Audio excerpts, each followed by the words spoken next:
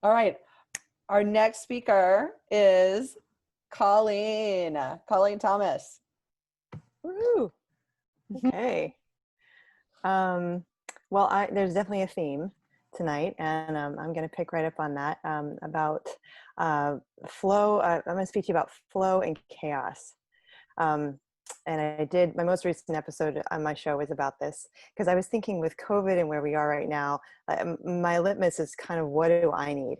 And I realized that with so much changing, I needed to find my center and figure out where I was called to go next. And it's hard when there's so many things and there's so many fears and so many loud things and so many important things.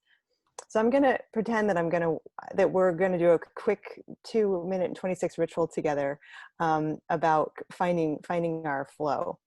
So the first thing we'll do is create a sacred space, whatever that means, and find a way to slow down, become quiet, become centered.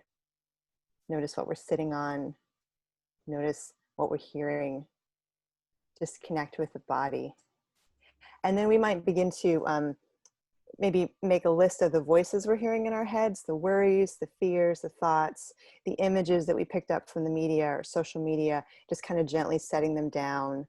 We're not letting them go, but just kind of setting them aside for a minute, honoring them, finding ourselves in sort of a quieter space.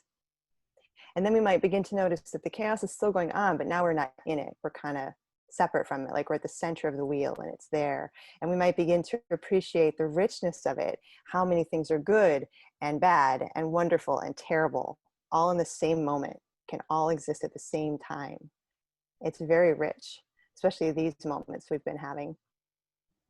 And then our mind might jump into ideas about what we need to do. And any ideas we have, we can also write down and consider those later.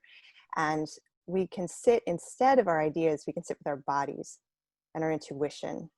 And we can see, what are we called to do? What am I called to do? Just really listening very on a deep level. It might be singing, it might be praying, it might be dancing, it might be talking to the ancestors. Whatever it is, it'll be sort of that really embodied, deep, intuitive, almost wordless place. And that's the place we want to stay in as long as we can. Until it's finished, just let it guide us, right? Until we're finished. And then when we're finished, we can do something like Savasana after yoga, just be very quiet and let it all integrate. I'm just being very quiet afterward. We could eat.